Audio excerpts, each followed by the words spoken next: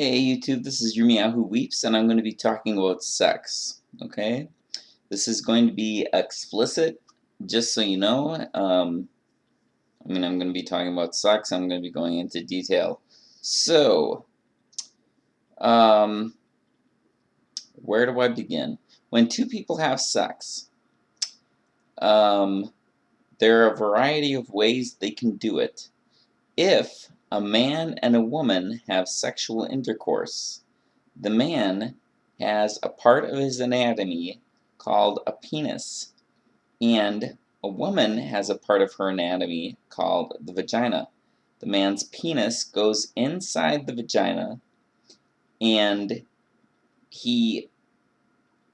they move together until he releases semen inside the vagina.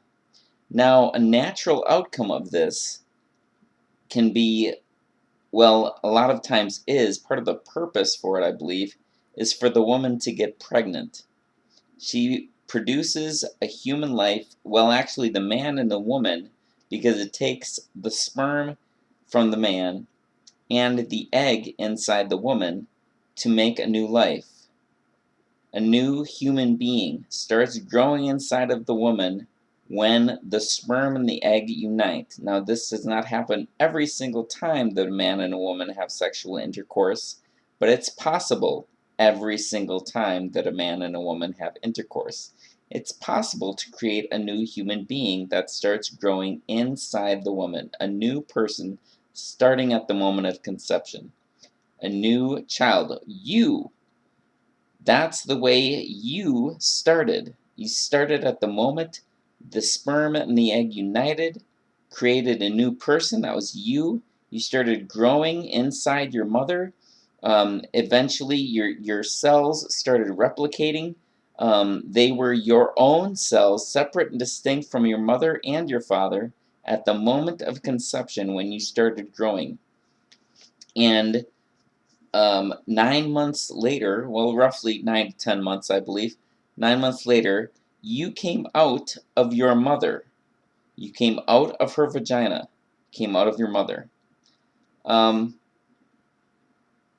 So I'm just going to read some things that I wrote. When two people have sex, the natural possible outcome is a new human being. What would be fair and right for that new human being, that new person, is for the two parents to be male and female who will be together raising that child. Now, when you are produced, it would be fair to you that your parents decided to raise you together, because parenting is a two-person job. It can be done by one person, but it's a two-person job. And when you're being raised, it would only be fair for you to have, as the people who are raising you, one of each gender. They're modeling each gender, showing you, demonstrating how the genders are and what they're supposed to be like, and well, they should be demonstrating what they're supposed to be like, and um, familiarizing yourself with two genders. I mean, it's set up that way. I believe that makes the most sense to me. I think it's healthiest. If you have two males or two females together, they will not produce life. Two males together cannot produce life. Two females together cannot produce life. It must be a male and female. Oh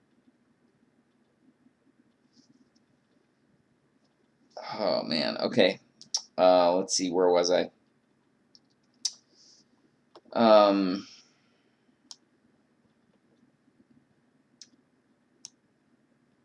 Let me say this. Males should be held responsible for fathering. It would make sense for the man and woman to have a legally binding arrangement if they are going to have sex and produce a child. And if they are going to have sex, they might produce a child, but I'll keep on reading what I wrote.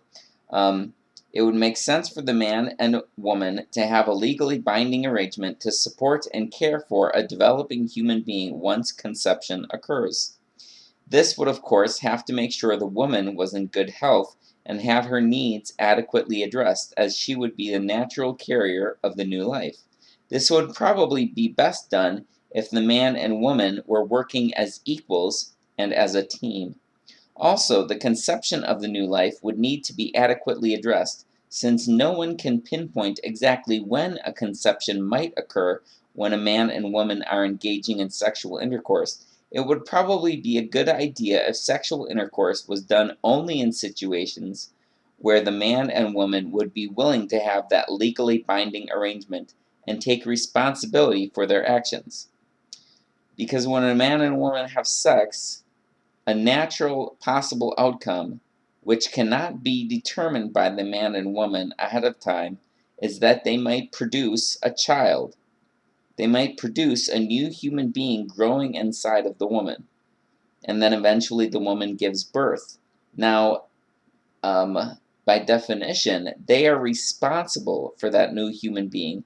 That new human being, when the child is born, they're not independent, they're dependent.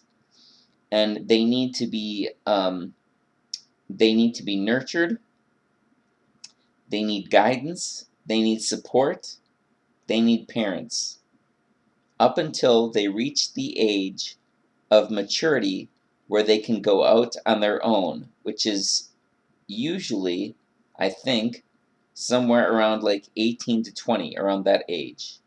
So for 18 to 20 years, the parents, before they have sex, need to keep in mind that they may produce another human being that they will be responsible for the next 18 to 20 years.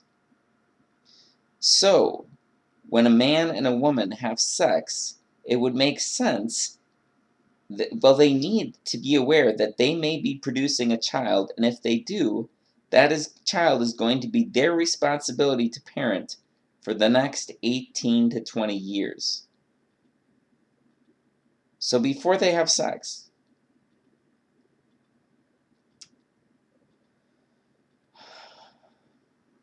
being sexually responsible would include the possibility of creating life anytime a man and woman have sex. Now, there are a variety of other ways that people engage in sexual activity. Of course, there's the physical ways of either having oral sex or anal sex. Well, oral sex is where either the man puts his penis in the woman's mouth, or the man licks the woman's vagina and clitoris. And anal sex, where the man puts his penis in the woman's butt, her anus, her butthole. And I'm sure there are other ways that people can engage. Say the woman puts her hand on the man's penis, or the man puts his hand in the woman's vagina, and they stimulate.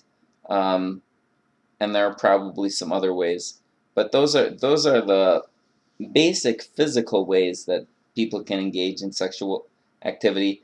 Then there's also people can have sex with animals. That's physically possible. They can have sex with the same gender. A man can have do sexual activity with another man, or a woman with another woman, although they can't actually have sexual intercourse, because by definition, sexual intercourse involves a penis and a vagina. Otherwise, it's just sexual activity. It's not actually sexual intercourse. Prostitution, where a man and a woman are only having sex because they're getting paid.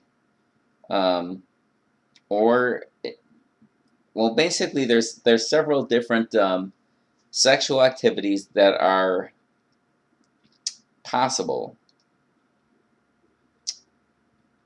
between people, and between a person and an animal.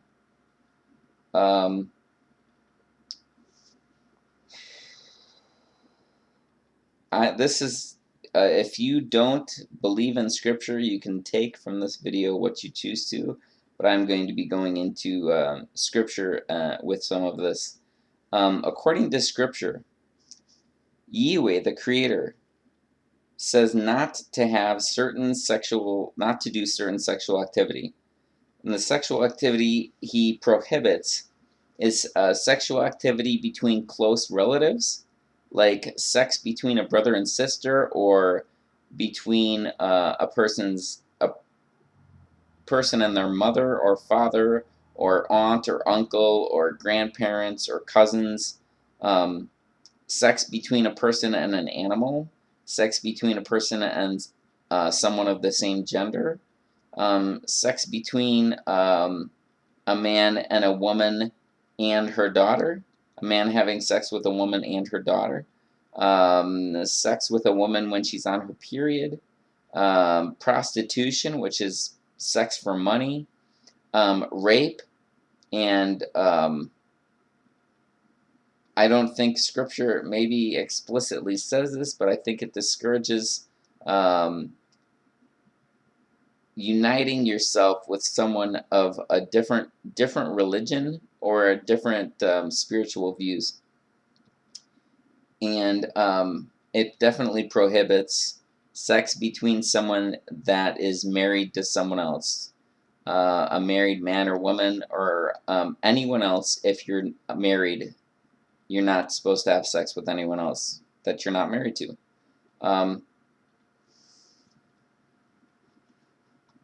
And the very first instruction that the Creator gave for sex, in fact, the very first instruction that the Creator gave to humanity, the very first instruction was to have sex.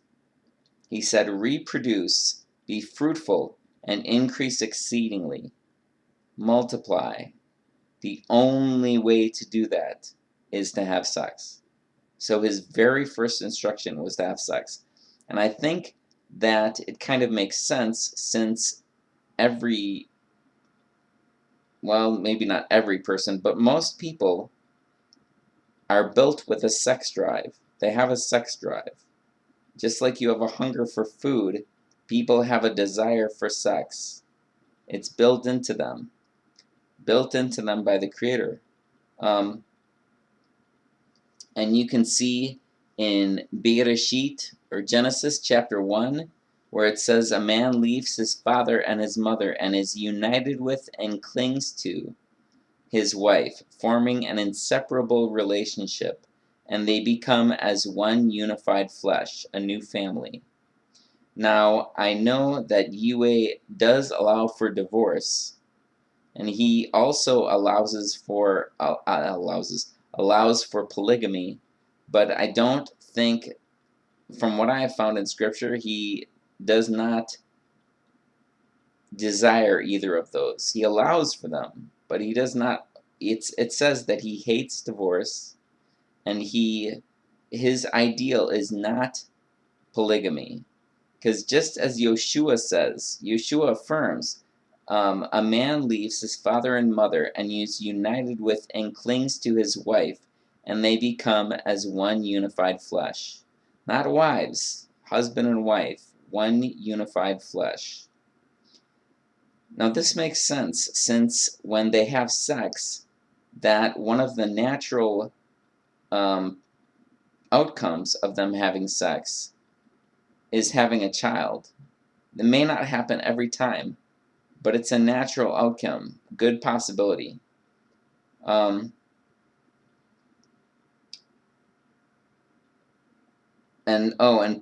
there's a couple things that are not explicitly prohibited in Scripture, but I think that you can use scriptural guidelines to understand them to be prohibited. Pedophilia and necrophilia. Having sex with children, especially when children are not physically mature enough to have sex, and necrophilia, when you have sex with a dead person. Now, for having sex with animals, having sex with multiple people, having sex with someone of the same gender, having sex with relatives. All of these things are actually can actually be detrimental to your health. And I know that some people use condoms, and they have sex with multiple people. But I just want to read some things that I found with condoms. In typical use, condoms are around 85% effective or present a 15% risk of pregnancy. So, if two people get pregnant, they have the responsibility of raising the child for the next 18 to 20 years. And if they're going to have sex, there's an 85% chance using a condom that they won't get pregnant. So it's a 15% chance that they will, and that's an act that is going to determine, in a large part, what responsibilities they're going to have for the next 18 to 20 years. So if two people decide to have sex and use a condom, there's a 15% chance that the outcome is going to be something that will affect their lives for the next 18 to 20 years. Of 100 couples who use the method of condoms each year, from 11 to 16 will likely get pregnant. That's another statistic. A consistent use of condoms led to an 80% reduction in HIV incidence. So, condoms, there's an 80% reduction. That means there's still 20% in HIV, the deadly STD. No, this is another quote I found. No one method of birth control, of protection, is 100% effective in perfect or typical use over time. So there's no method that anyone can use when they have sex to absolutely prevent them from getting any kind of STD.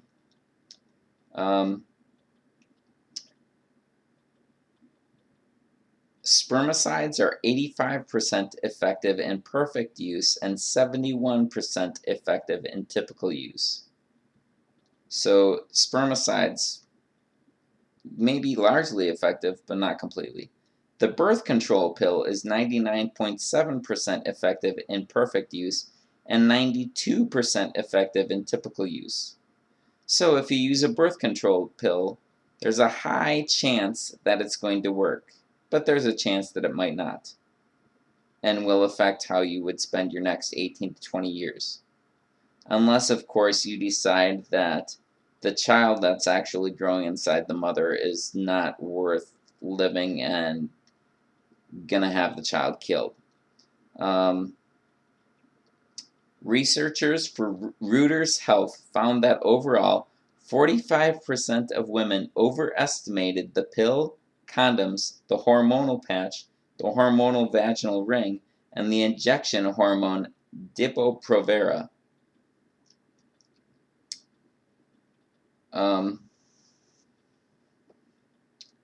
So, when two people have sex, if they are not committed to each other and willing to be in a binding relationship that is going to bind them to each other, there's a chance that might get pregnant.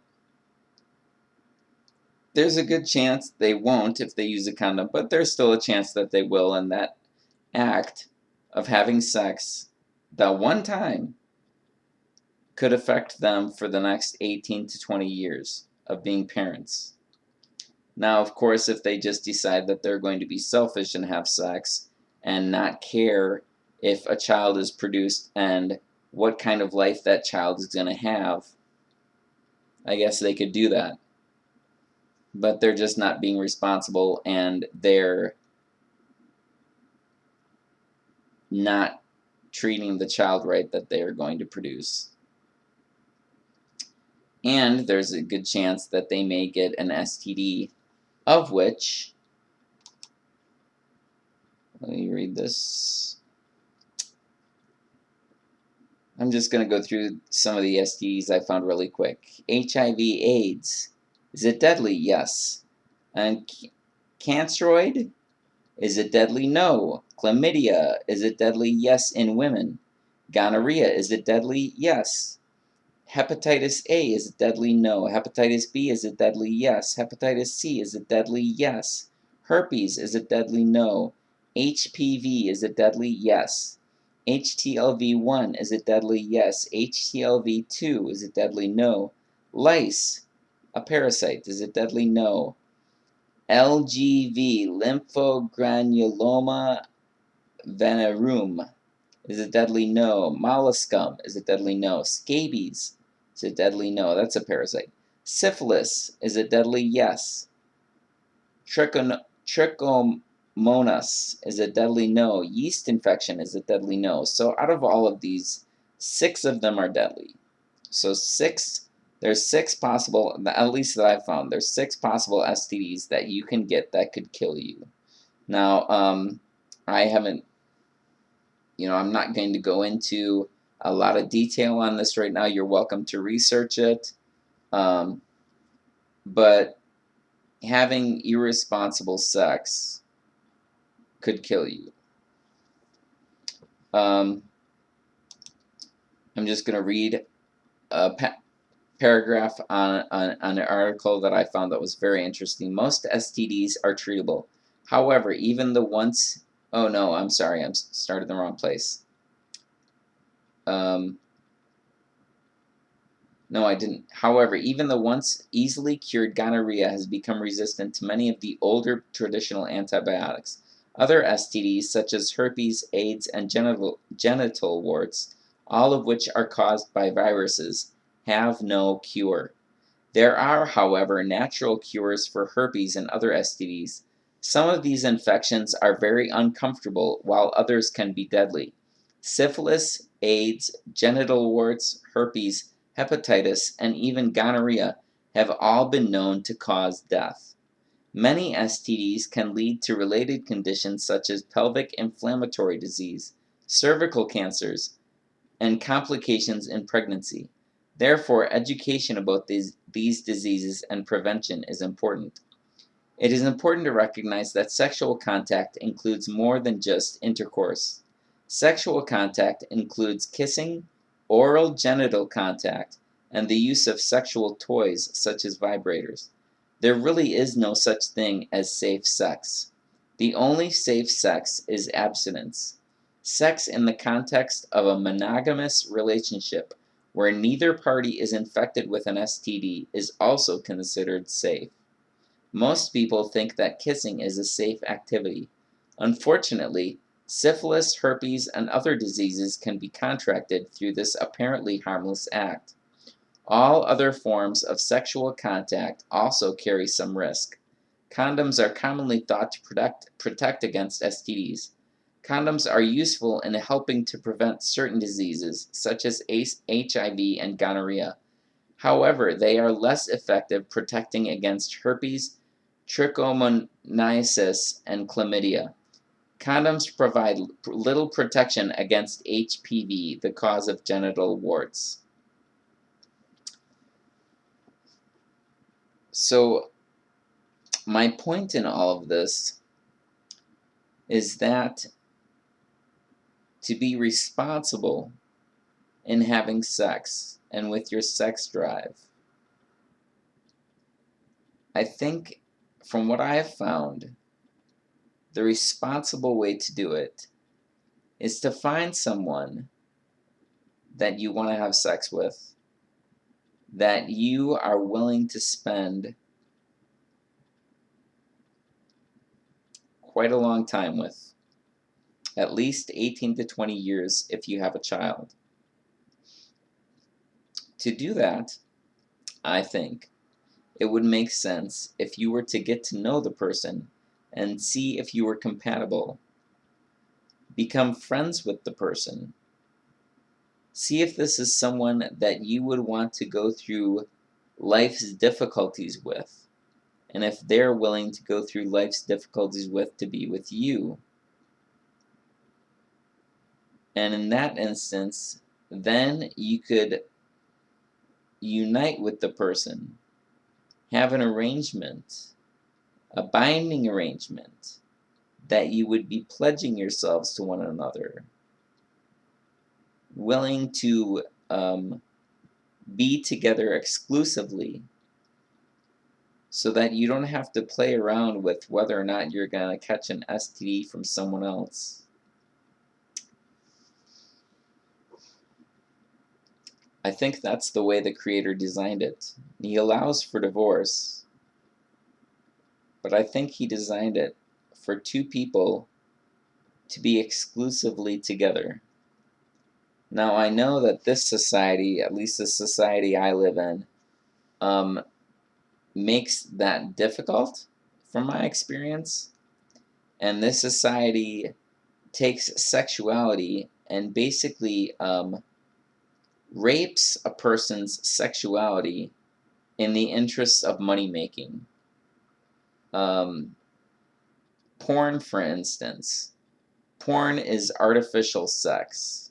When you see porn, those people are not having sex in the interest of the person that they're having sex with. It's in the interest of money.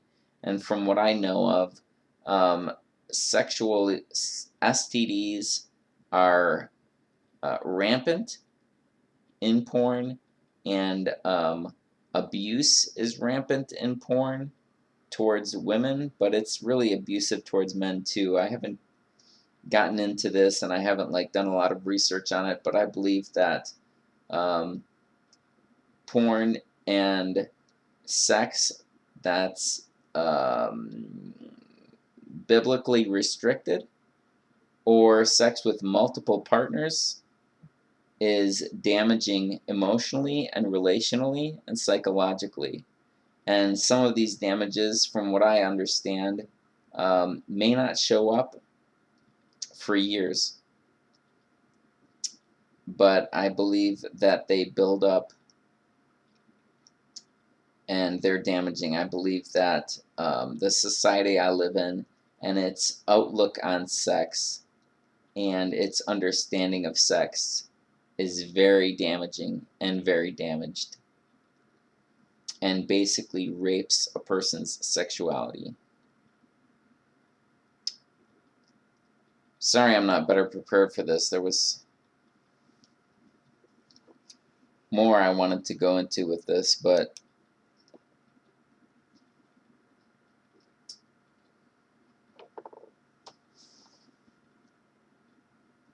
I see that it was the first commandment that the Creator gave. Very first one: reproduce, be fruitful, and increase exceedingly, multiply, have offspring. And He built it into us. A sex drive built into us. I think it's very important to Him. And He gave us guidelines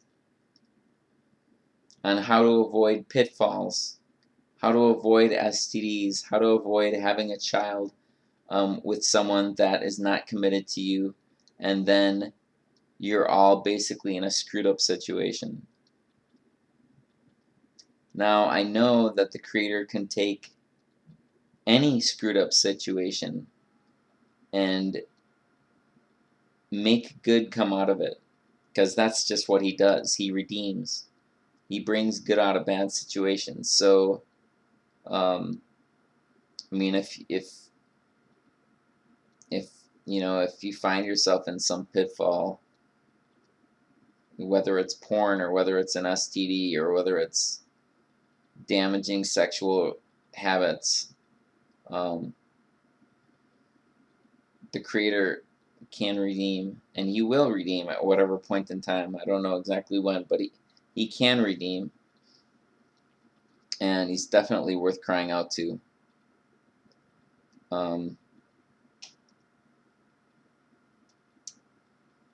But that's what I found. That's what I found. That to be fair to the child that you might produce, you should be in a committed relationship with the person that you're going to have sex with. thank you very much for watching. I hope I'm at least somewhat coherent with this. Welcome any kind of feedback, comments. If you feel like there's anything I've missed that I should have commented on, please let me know. Thank you and shalom.